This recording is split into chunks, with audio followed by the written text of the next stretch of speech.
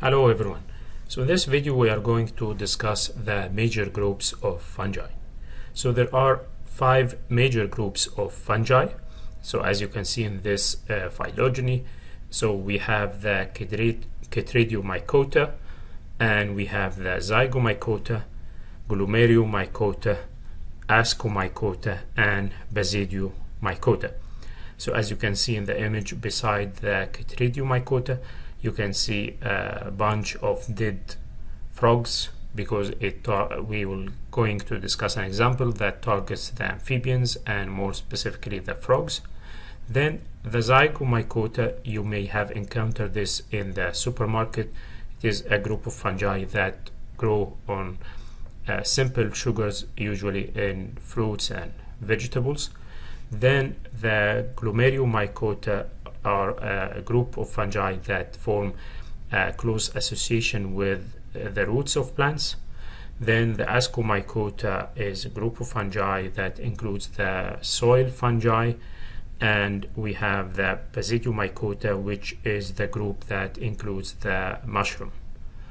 And some of these, so we are going to discuss at the Batrachochytrium that some of these may form association with cyanobacteria or algae, which you know as lichens. So let's start with the first group, which is the Chytridiomycota. So Chytridiomycota, or chytrids as they are sometimes called, they are a group of fungi that is found everywhere nearly. So in fresh water, in terrestrial habitats, they can be decomposers, parasites, or mutualists. And the thing that is unique with Chytridiomycota is the fact that they have flagellated spores. So spores that can move, and because of that they have been named as zoospores. As you know, the animals characterized by movement, so the spores, since it is a moving flagellated spores, they are called zoospores. So one member of the Chytridiomycota is the Batrachochytrium, and Batrachochytrium is involved in a disease that is called chytridiomycosis, and this disease has been the cause of the decline of hundreds of frog species and some other amphibians. And there are suggestions that the chytridiomycosis has been the direct reason for the extinction of at least 70 or 90 species of frogs. So it's a devastating disease caused by fungal infection. So let's see how this disease led to the death of frogs. So here is a simplified figure showing the life cycle of the Batrachochytrium. So this involves spores, as we have mentioned. It is flagellated spores, so they are motile. And as you remember, we have something called chemotaxis. So these spores are attracted to certain secretions that are specific for the amphibians, and one specific example is the frogs. So these spores will be attracted to the frogs. Once they reach the frog, they penetrate the skin of the frog, and within the frog they grow in diameter and complexity.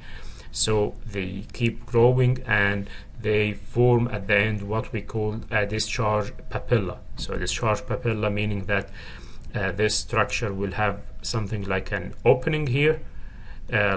So this is the discharge papilla, and after that, this opening, this cap that has been closing the discharge papilla will be removed, and after the loss of the cap, the zoospores will escape from the frog again through the skin of the frog to the aquatic environment to start the cycle again. So as you can see, penetration of the zoospores happen through the skin, and their release also happened through the skin. So that infection will lead to change in the features of the skin of the frog.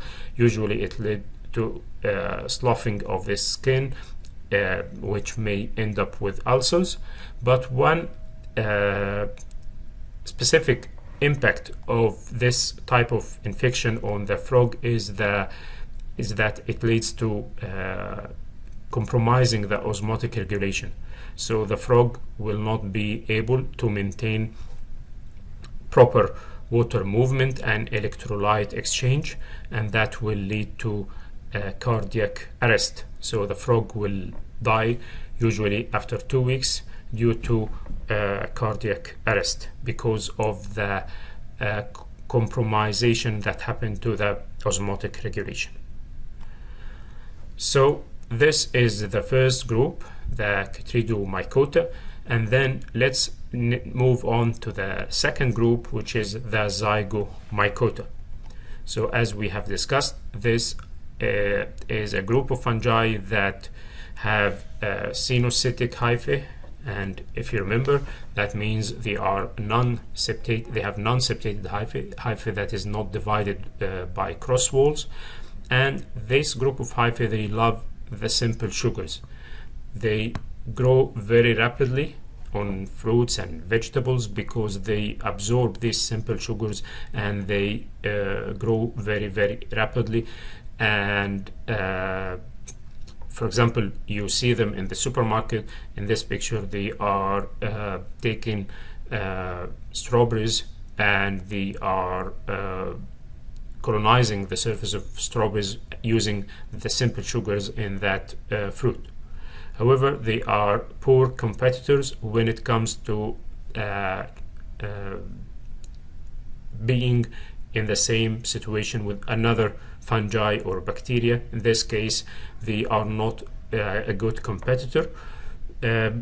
So that is a simple introduction to the Zygomycota and how they impact the fruits and vegetables, and they cause the rotting of these fruits and vegetables. The third group is the Glomeromycota, and as we have mentioned, Glomeromycota, they form a close association with the roots of plants, and in this figure we are showing how the Glomeromycota, so the hyphae of this fungi shown here in brown, so as you can see, it sneaks through the cells of the root of the plant, and some of the hyphae actually go inside the root cells like that, and they form a structure, we call it the arbuscule.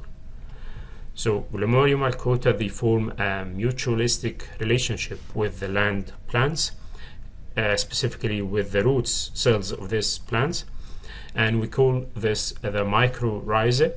And if you remember, we said mycology is the study of fungi, so the prefix myco means fungi, and the suffix rhizae means roots. If you remember, we have the bacteria of the rhizobium, so that because it lives in association with the roots of the plant, so rhizae means root. So the name Mycorrhizae refers to the association, mutualistic association that occurs between a fungi and the roots of the plant.